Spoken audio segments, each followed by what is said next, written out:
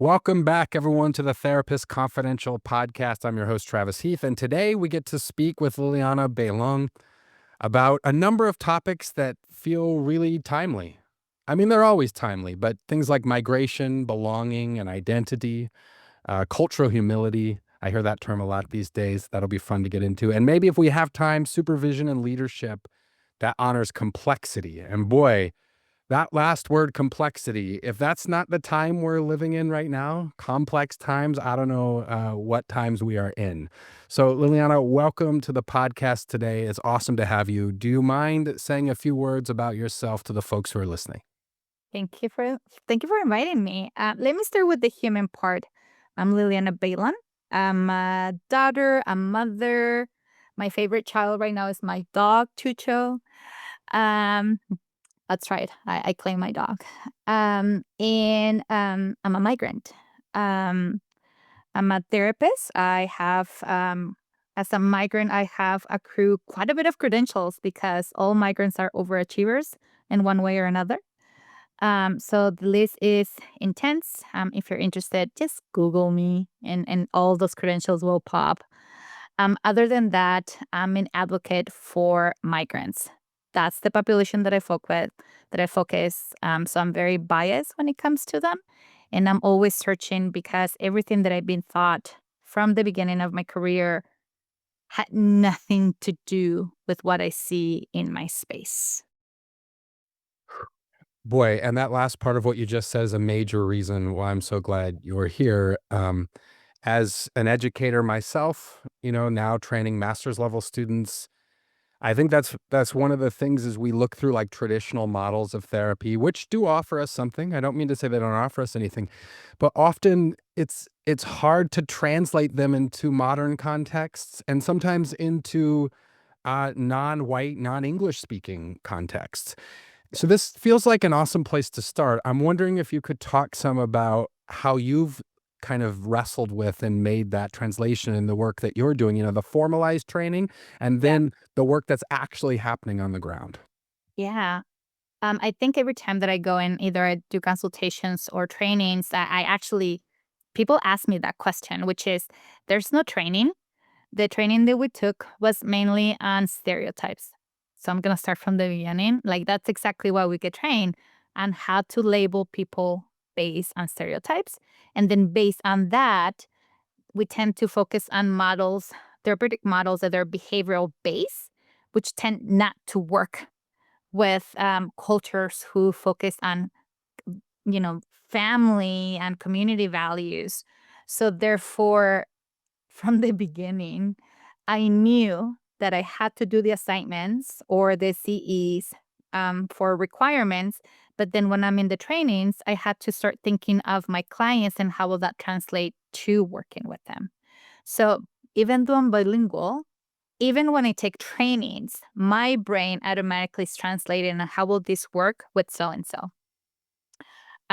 So my brain is always thinking. That's why in most trainings I'm always quiet.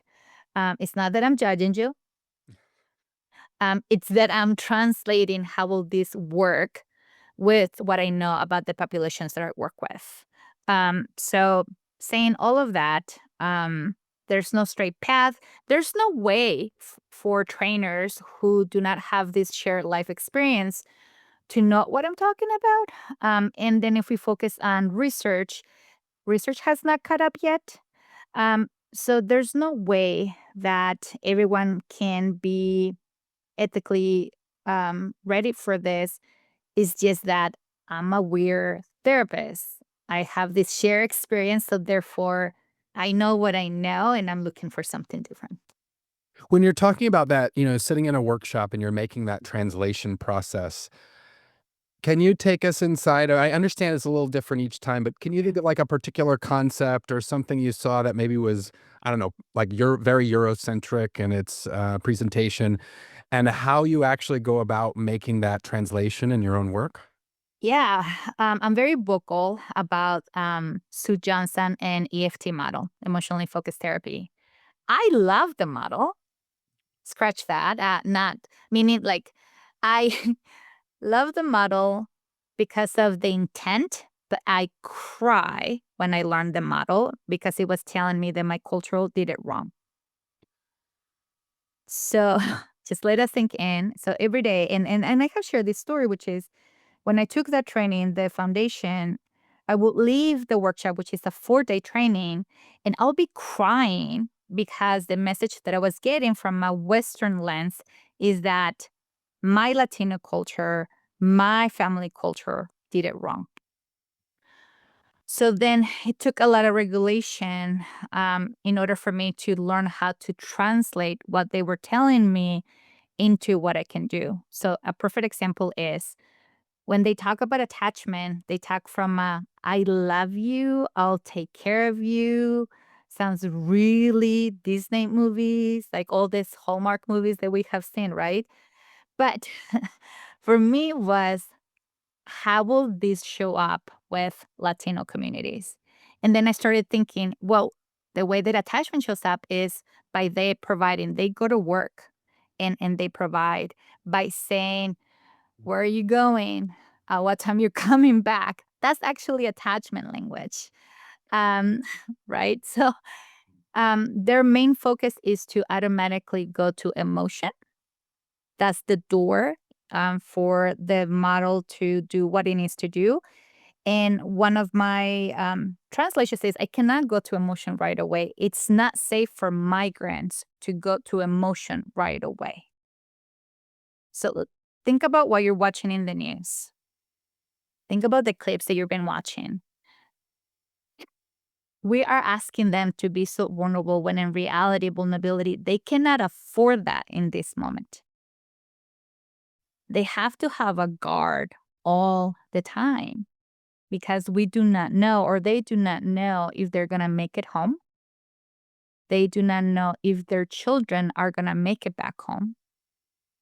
They do not know if I can take this and what will that happen if. So that is the perfect example of I could ask them in this moment, would it be okay to discuss what you've been wanting to share? And, there's a fear of, or what will be another way of, or like I go looking for doors in order to go to that place that they're asking without going automatically to my agenda is emotion and we're just gonna go here. Yeah, boy, so much important content there. I could go so many different directions. Just thinking about vulnerability. It seems so often in modern day approaches to therapy, the idea is to be vulnerable. And like if for some reason the people we're serving aren't vulnerable, then that's problematic. And often that gets problematized in a very individualist way. Well, there's something internal that's wrong with them, right? Yeah. And I'm not here to say that there's no benefit to vulnerability, but I remember even in grad school as the only shade of brown in the cohort, it was like we would sit Welcome. and yeah, right. We would sit in the circle and it was basically like, now's the time to be vulnerable. And you'd kind of go around in a circle. And I was like, no, I'm not gonna, because to me, vulnerability was not something that you performed or something that you did. Vulnerability happened socially and in connection to Yes. other people, and it emerged over time. It wasn't like a goal or an objective to be arrived at, right? But often it feels like in these more sort of Eurocentric approaches to therapy, that's often what it is. And so it's actually heartening for me to hear you talk about vulnerability the way that you just did. And I'm wondering if you could say a bit more about vulnerability with migrants and maybe how it differs from the sort of therapy speak that we're taught around vulnerability. And as you were talking, right, I was like, well, think about migrants. Migration is just not physical, where we go from one location to another. It's emotional. It's what I left behind. It's leaving family, leaving homes, leaving those smells that are so familiar to you, leaving linguistic. Now you're forced to speak another language. Which I get it. It's a survival. Like we all have to adjust. Unless you're American and you're traveling to other countries, you expect them to speak your language. But when they come here, we are expected to speak English. But migration is also generational. So when we go into I want you to be vulnerable. We don't think about all these layers that we just mentioned, the physical, the emotional, the linguistic, the generational, and we are asking to bypass as if those things don't matter. When in reality, if you're asking someone to go deep, to go to that place where I can take a risk and share with you so that I can see you and you can see me, then I have to take into account what are the stressors that you have. Environmentally, what are you, let's go, forget environmental, political, what is it that you're dealing with? In order for me to know if I take you there and you join me, how will that impact the rest of the day when outside the session you have to be armor up because you don't know what you will encounter? In so many ways, it's a space of privilege to be vulnerable. Yes, yes, it is.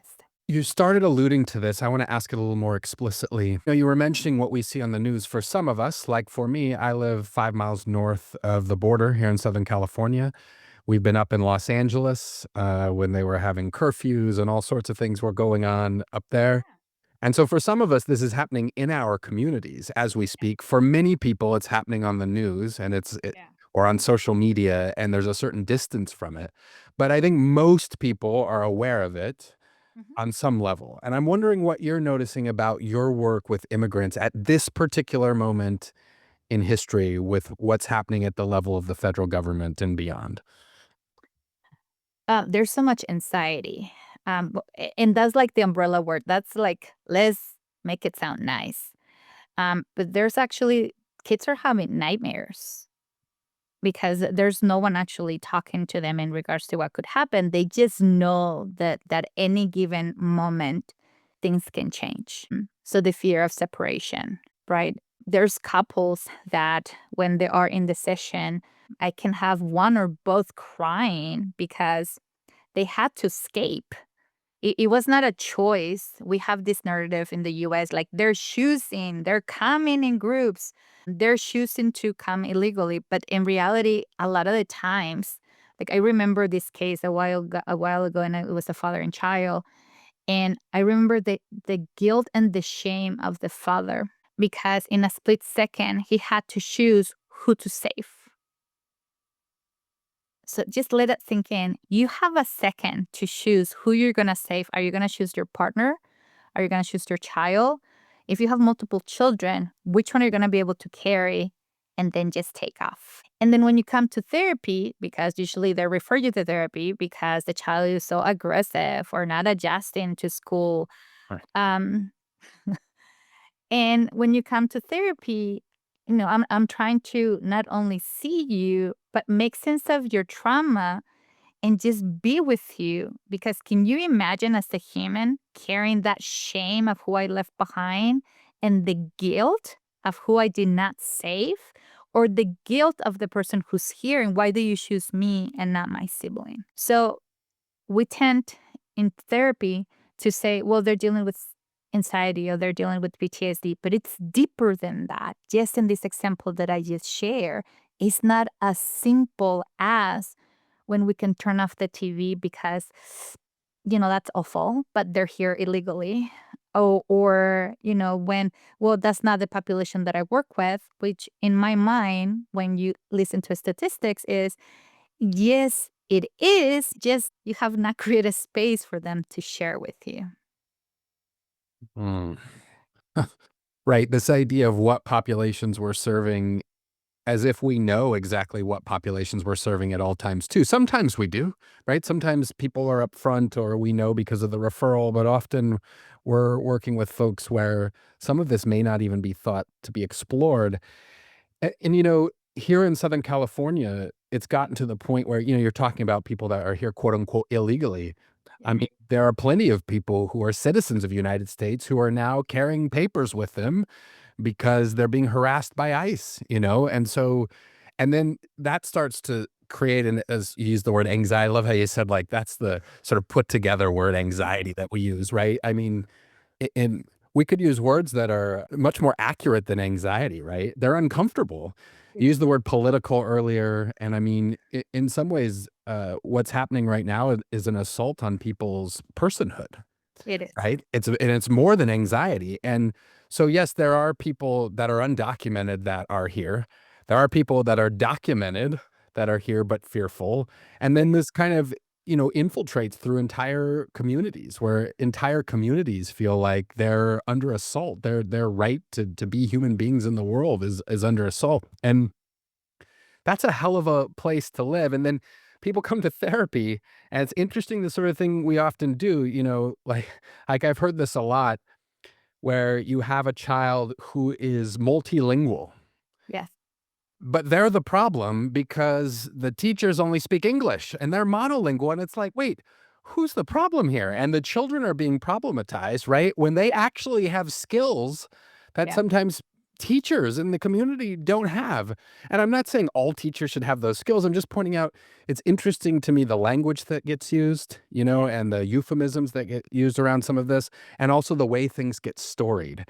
Mhm. And I'm wondering if you've come across any effective ways of kind of reclaiming stories or restoring in ways that actually fit the experience and center the experience of the migrant rather than the experience of the dominant culture. Yeah.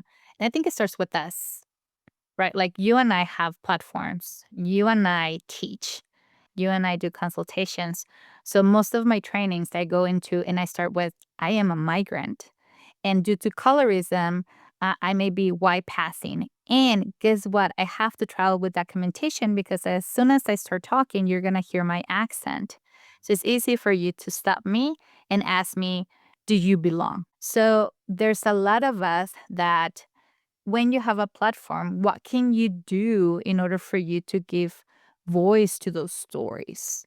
How can you use your own story in order to help therapists understand that this stereotype that we have, what a migrant might look like, or what a migrant may show up at your door, we do need to let them go. And that is hard because we're programmed to be robots.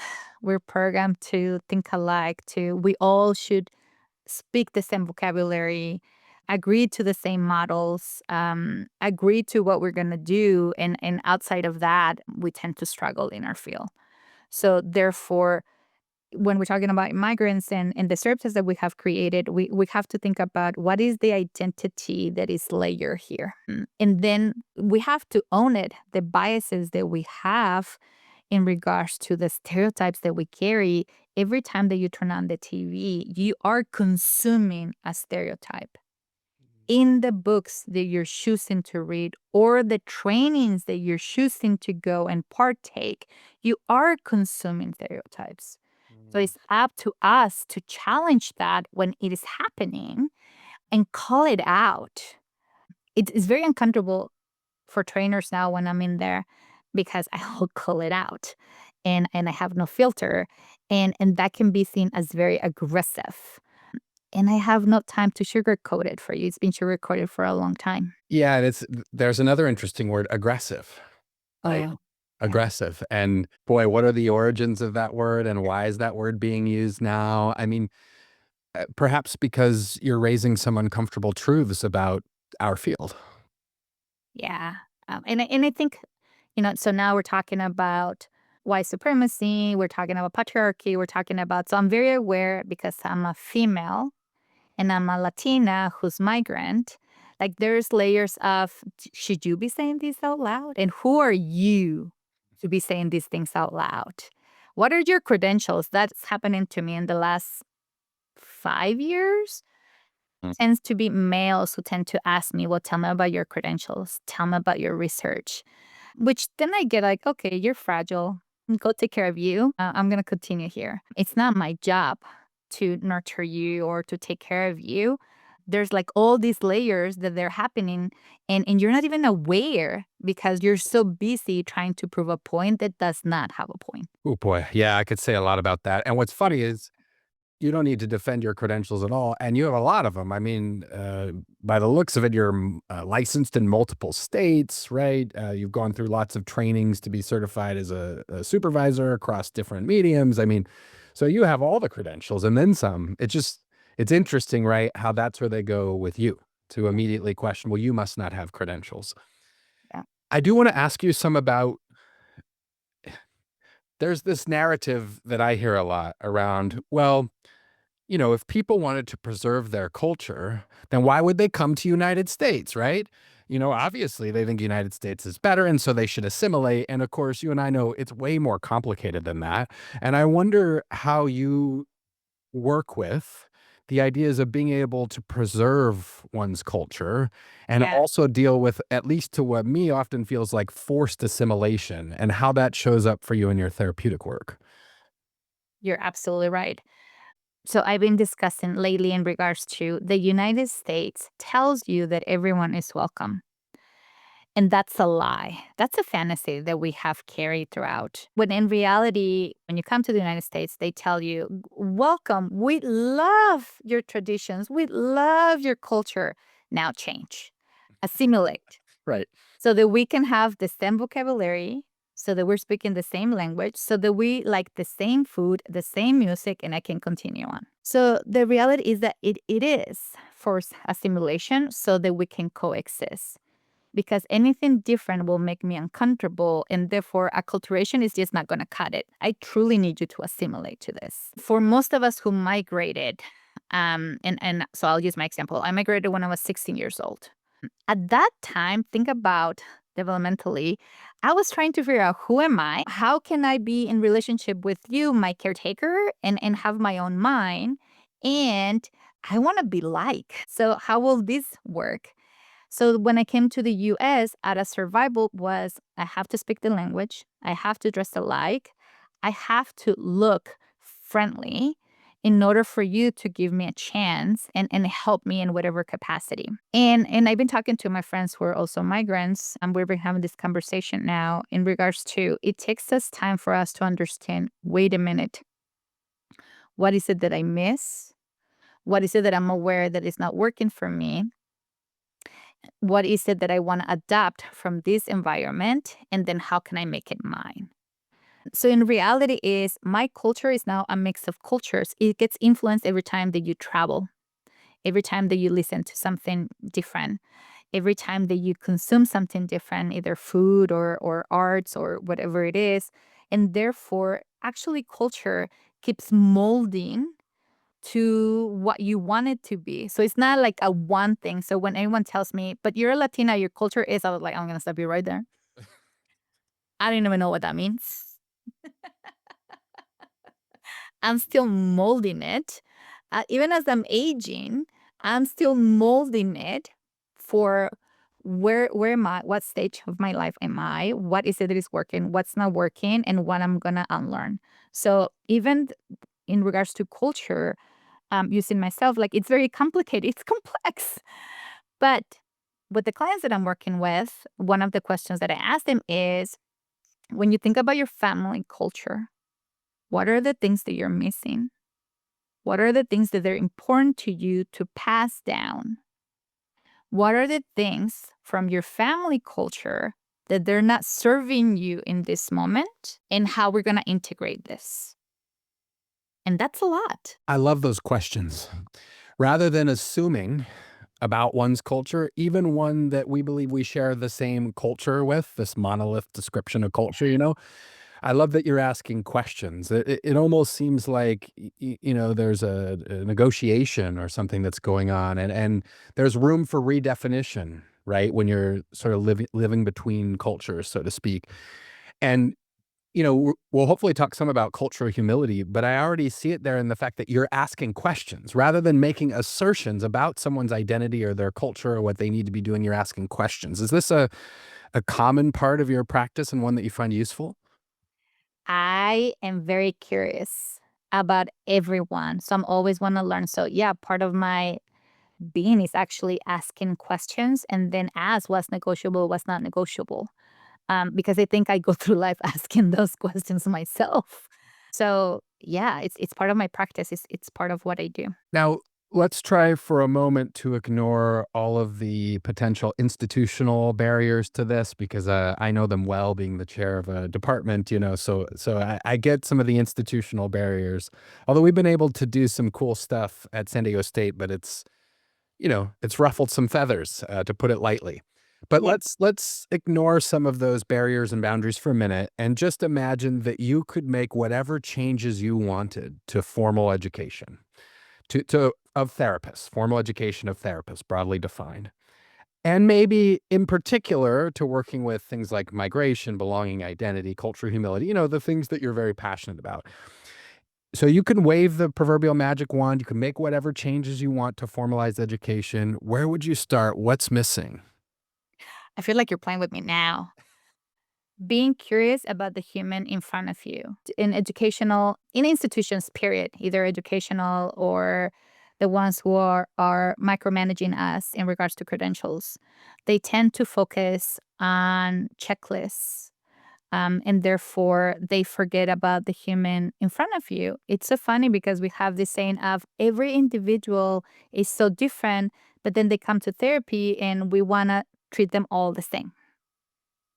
So if I had my way, which I love that, I will start by asking, can we be curious about who's the person in front of you? What would that look like when you let go of the idea of an intake and all these questions that you have to ask in order to meet requirements for the payer, either, state or insurances, whatever it is? What if you got to know the person so the person can truly feel seen so that they can share with you so you have a better understanding of not only the umbrella of what you're going to be working as you're creating the treatment plan, but also, what is it that they lost? What is it that they're grieving emotionally? Where are they, not only chronologically, but what is it they're grieving? What is the guilt? What is the shame? What are their dreams? And in those dreams, what is it that they're repressing? When they're talking about their identity, whose identity is it theirs, or the ones that was projected to them, or the ones that they adopted? When we're talking about belonging, I mean, feeling out of place, we all have a felt sense of that, on one level or another. But when it comes to migration, is that, are we questioning belonging because of the grief, because of the assimilation, because of family dynamics? Like, where are we going here? So you see how we can now start going into layers of, it's not just identity, it's not just belonging, it's not just migration, it's not just grief. I think I hear this already implicit in some of what you're saying. But, at least in my field as a psychologist, I know you were trained as an MFT, although, you have training in other domains as well. But, my master's was in an MFT program. And so there was that systems lens, but it leaned heavily on family systems, which are important. Now, granted, this training was 20 or so years ago, over 20 years at this point. But and family systems are important, but larger systems were often ignored, and larger systems with, sociocultural and political influences weren't considered so much. As I'm listening to your work, I mean, I can tell, maybe a little presumptuous, but I think I can tell that you tend to the political, to the sociocultural, right? You tend to these larger systems. And at least in my field where I got my PhD as a licensed psychologist, so much of the focus is on the individual, right? And internalized, like internal state psychology. Yeah. And I worry about lots of folks with regard to this, but especially migrants at this particular moment where some of what they're experiencing could be internalized. It could be storied as internalized and internally problematic with not enough attention to the systems, the pressure the systems are putting on them. And I'm wondering if you could talk some about that sort of tension, in the field of when there's struggles, it's understood internally versus understanding the systems that are putting pressure on people, and then how you go about working with that in therapy. Yeah. So now we're talking about decolonization when it comes to therapy.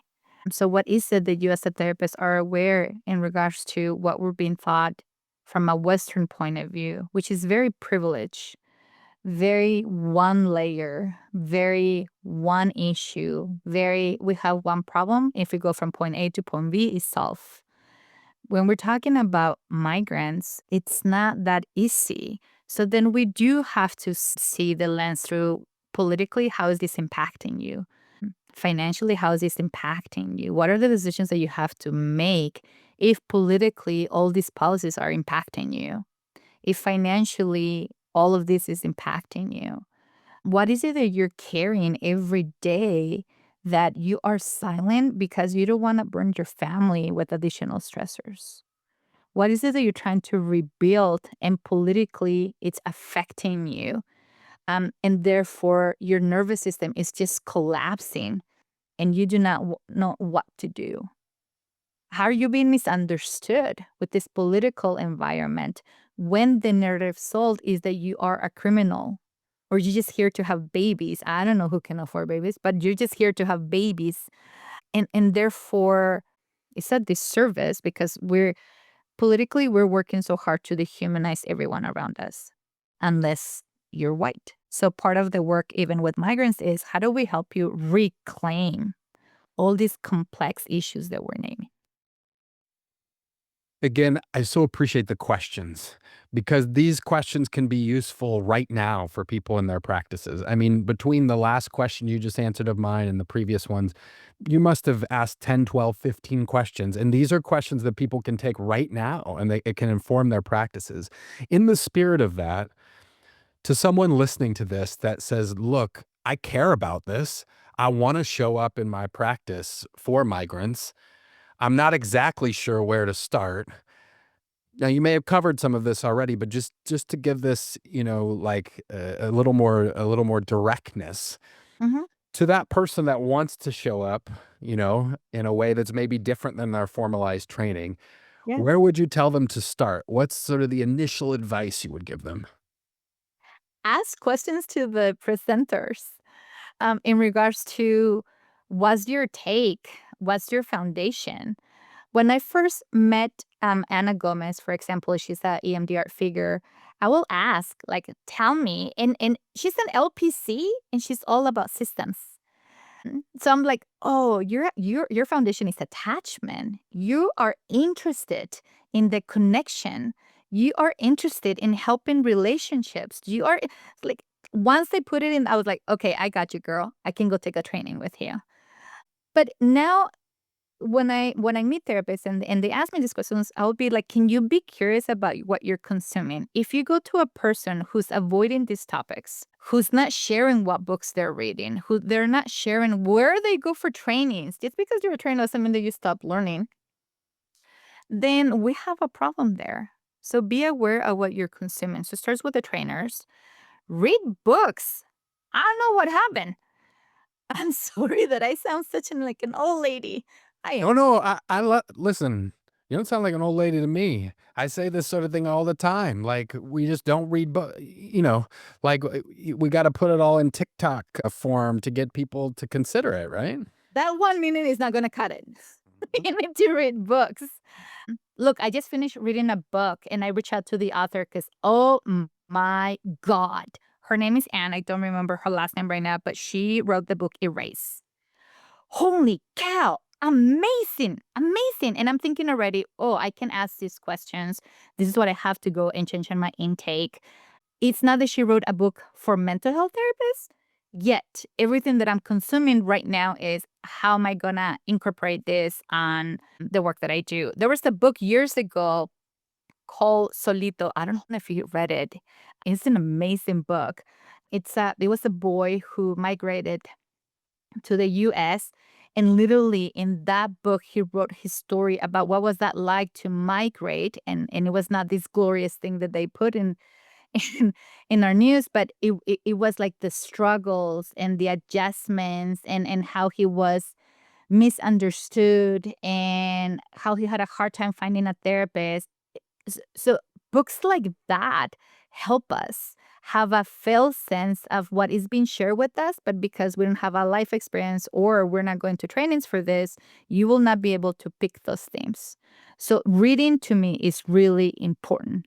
Hopefully for everyone who's listening to this podcast is as well. And I can share a list of books. I mean, my I have books in every single room. I have audiobooks. Like you will not cut me without a book. I believe that it's very helpful in what we do. Yes, and if you have any books that you want to share, send it to us and we'll put it on the show notes so people can come and look. And I like how you were talking about reading broadly. I find that these days I don't read therapy books all that often. I mean, occasionally, a lot of them get put on my radar, And I don't mean this from an arrogant point of view. I just mean it just means I'm old. I've been doing this for over 20 years now. I mean, old's relative, right? But I've read a lot of the therapy books and they sort of are saying the same thing over and over again, right? And then I've found when I'm reading the work of like Fred Moten, for example, if I'm reading the work of Miriam Kaba, I mean, these folks aren't therapists by training, but they're healers. They have an understanding of the human condition. They have an understanding of systems. I mean, I could go on and on. And a lot of what they're saying directly influences my work in ways that if I just stuck to therapy books, I Yeah. wouldn't get there. So we're talking about kind of reimagining formalized education. One of the things I would want to do is have people read outside of the area of therapy. Yes. I mean, honestly, I started a book club. I called colleagues and I was like, "Do you want to be in this book club? And this is what I'm going to require from you." So not everyone was able to come in because when you put it out, people all want to come in. But we read a book, we text as we're reading, takes that we're taking. We come and we discuss the book, and some actually we have not read something for mental health, but everything that we have read, like we bring it to mental health. But that was the intent, and I think I don't know. Yeah, you're absolutely right. Because of social media, we prefer to be entertained versus being educated. Ooh, boy. That's a word right there. Okay, I want to shift gears a little bit. Okay. I mean, it's not really shifting gears a whole lot because as I understand culture of humility, I mean, I can already see its presence in your work and in your value system. But Mhm. I'm wondering before we talk more about cultural humility, because that phrase gets thrown out a lot. I'm wondering if you can talk some about what that word means to you and then how it actually shows up in practice. And the latter part of that question is important to me because I feel like we often do a really good job, or I don't know if it's always really, but a decent enough job philosophically understanding something. Like I often say, we don't need any more social justice ideas or philosophies. We need more social justice practices. We have plenty of philosophies and they're great, that's fine, but how do we turn them into practice? So I guess my question is multiple parts. One is, how do you define cultural humility? And then how does it actually make its way into your practice? Okay. It's funny. I was just taking a training on neurodiversity and ableism, and I stood up when they were talking about culture humility, and I literally said, "This is not a skill; it's a stance. This is not something that you go and do the checklist, even though we're treating it like that." And the idea of cultural humility or cultural opportunity, because we are advancing more into cultural opportunity in the mental health field, but we're going to stay with cultural humility because that's most of the research that you will find. It is ongoing work about learning about others and unlearning assumptions about ourselves and systems. That's what it is. Did I just simplify it? I love that definition. I think it's really useful. Can you say a little bit more about the unlearning piece you just mentioned? We went to school and we thought that they were teaching us how to be therapists. Mhm. That was not the case. And then when you went out to the world, think about yourself like you were a teenager. They push you out so that you can go and like, I give you all the skills. You should be able to do this, but you cannot do it by yourself. We realized that nothing that we learned was useful, not with what the clients were presenting or sharing. Right. So at some point, developmentally in our field, in our milestones as we grow to be therapists or comfortable therapists, we realize that we have to go and unlearn everything that we learn about stereotypes, about people, about models, and start being curious of what is the person in front of me trying to share? How will they want to be seen and understood? What are the universal needs that they have? And how can I help them just be a mirror so that they can see it and they get to choose what is it that is going to work for them? So I said unlearning because we learn to problem solve and to tell, wink, wink, like not to tell them what to do. But we're creating treatment plans saying this is what you will do, this is what you will learn. We have to, we have to unlearn to do that. because that's not how humans work.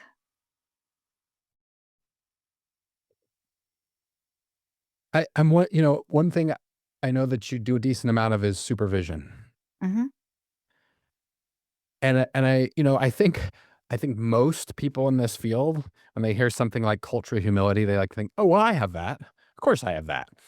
Right? And maybe it can be surprising sometimes the ways in which we don't, right? It's always easy to pick out the other people and say like, "Well, oh, they don't have cultural humility here." I think it's harder for us to Yeah. look and go, "Oh, here's where I lacked cultural humility." And I'm wondering how in your supervision work, this comes forth when you're working with people. Yeah. So as all of you can get a felt sense that I'm a very straightforward person. I tend not to sugarcoat anything, which is not helpful as a supervisor.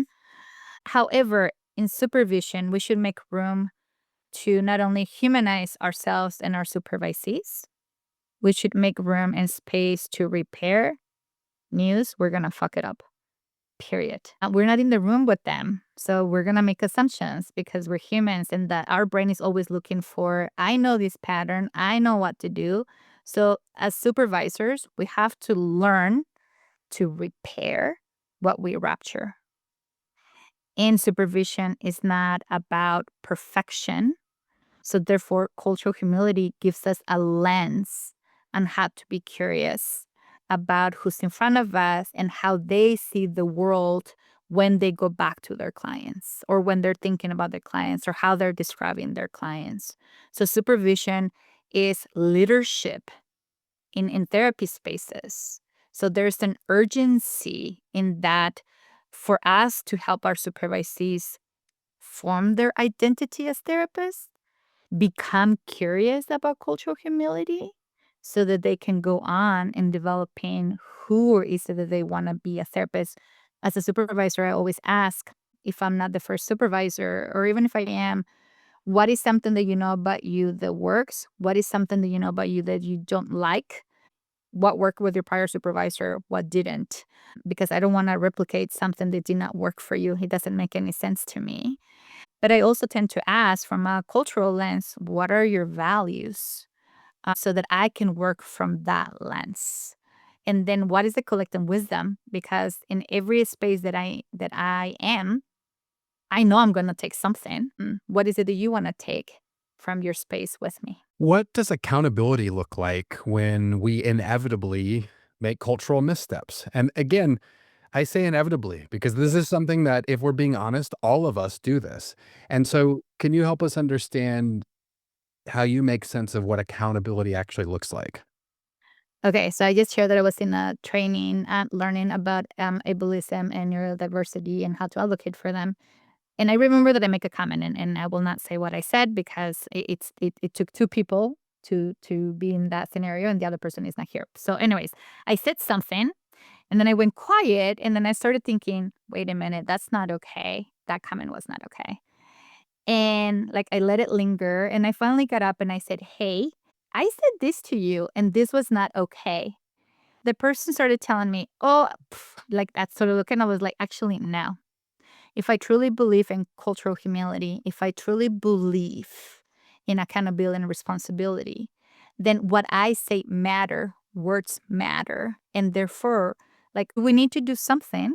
Would you allow me to do something? Because even when you can offer repair, it's up to them to say yeah or nay. And if so, like from an accountability point of view, as a supervisor, is you have to be mindful. You have to have a duality of what's happening in the room, what you're sharing, what is being shared with you, in order to, if something was shared to you and it was racist, it was whatever, are you pausing to hold that person accountable by, can you just share with me? I'm not sure what was the intent of that comment, right? And then if you did it, can you also hold space like, wait a minute, I just said something and I'm not sure that was appropriate. And I'm wondering if. So it goes in both ways. Just because I'm a supervisor or because I train in culture of humility doesn't mean that I get it right all the time. Therefore, I'm always modeling what would that look like so that people feel comfortable not only seeing it, but like taking risk so that they can do it too. Yeah, and the way you described it there, where I think this is often how it is when we've transgressed in some way, is it sort of starts to emerge. I mean, I don't know, maybe sometimes we say something and right away we're like, "Meh," but I think a lot of times it's a little slower, right? And we're sort of thinking about it and we go and I think for a lot of people, they would think, "Well, the moment's passed," or whatever, and I love your story because you actually intentionally circled back to that, right? And named it and talked about it. I also appreciate the curiosity that underlies what you just described, right? So being curious about what we're saying and being curious about its impact. Yeah. And, I think sometimes accountability um, can feel like interrogation or something, And the way that you're describing it, it doesn't feel that way at all. It feels like there's curiosity that's Mhm. guiding it more so than, like interrogating. And also, if we are interrogating, it's like we're interrogating ourselves and we're thinking about what are the things that I'm saying or have said that may have been problematic in some way. Yeah. And right, because there's so many layers. When you think about cultural humility, I mean, you have to think about racism, you have to think about patriarchy, you have to think about Western ideas, you have to think like it's all these things. Someone just said to me, being you is exhausting. And which I thought that was hilarious. I asked more questions and they said, they follow up with, your brain is always assessing for information. It's always assessing if this right, it's wrong. Do I need to come and do something? Everywhere I go, I take notes of what are the words that they're no longer acceptable, and why. And then I have a cheat sheet of these words are no no, these words are okay, and why they are no no and why they're okay. And more than likely 3 5 years they're not gonna be okay, and what will be another word that I have to learn.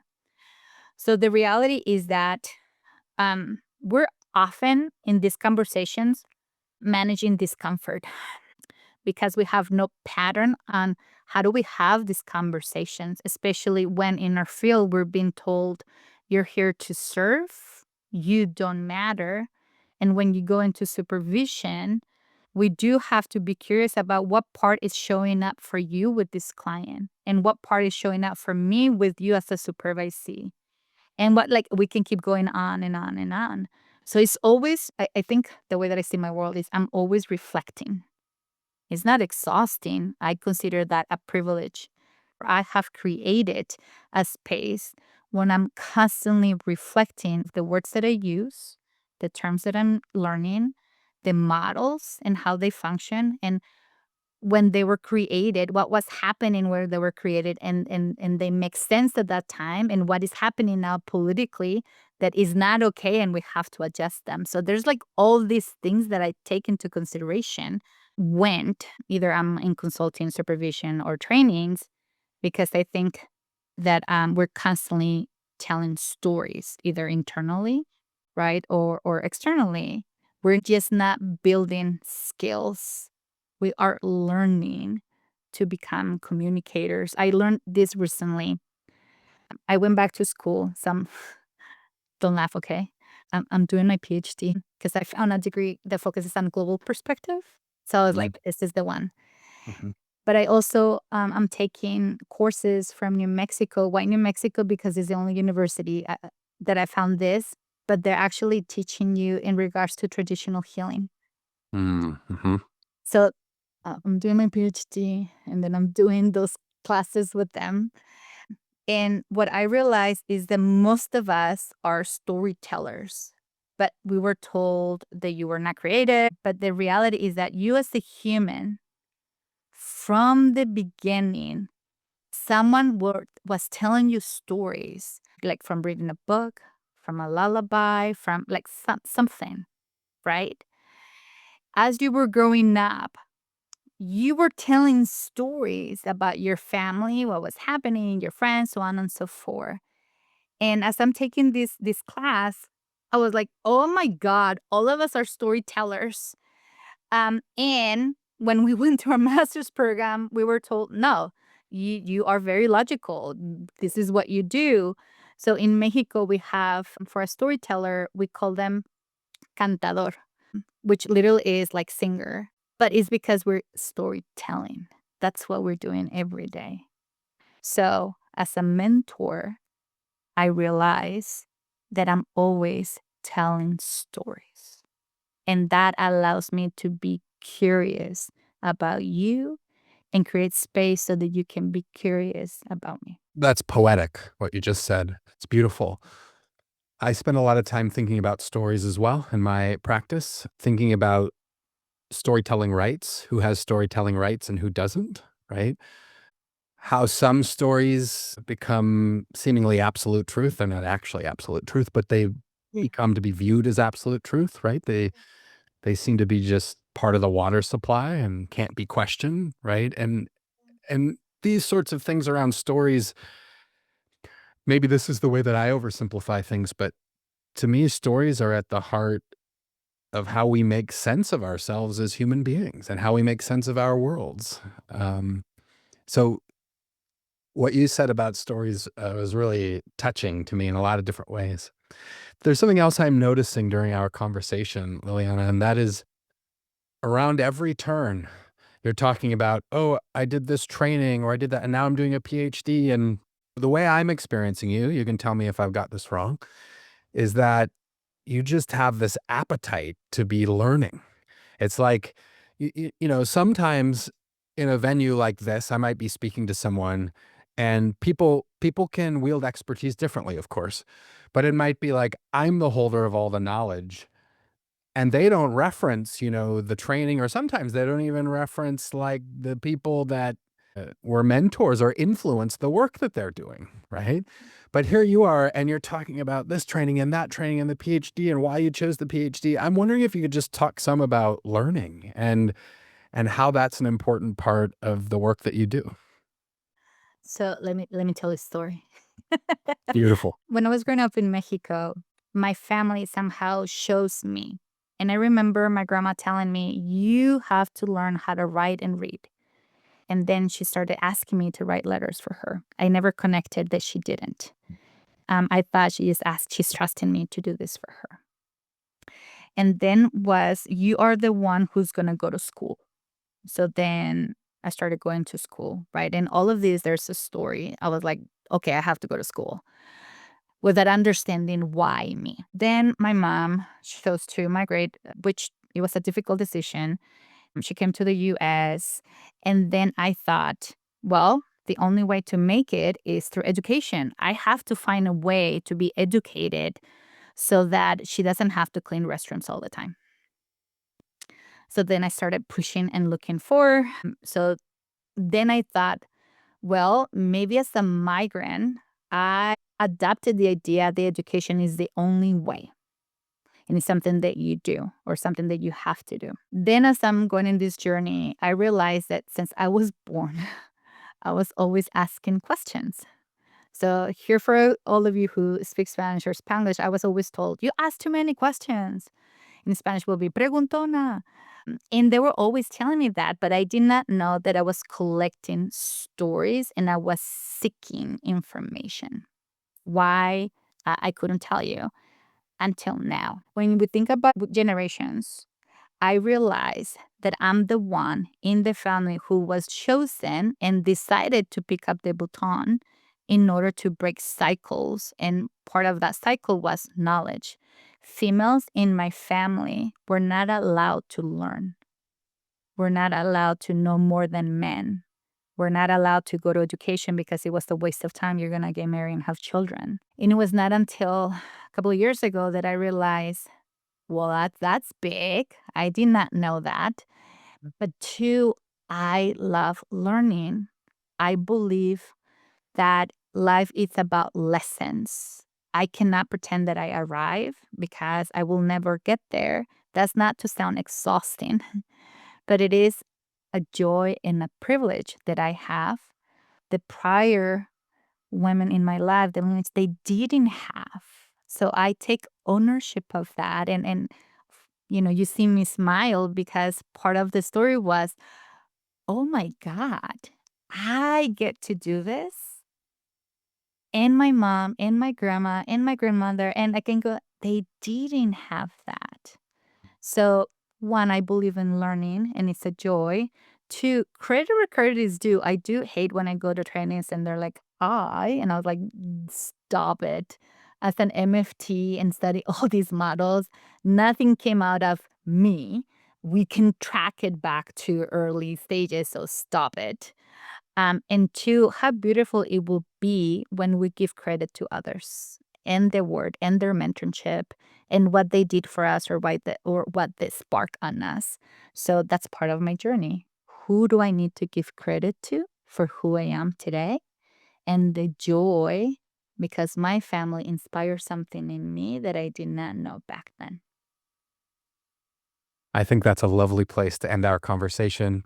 While I could ask you a lot more, I said I'd keep it to an hour, so I'll honor my word. But hopefully we can catch up again down the road. Liliana, thank you so much for your time. Thank you for inviting me.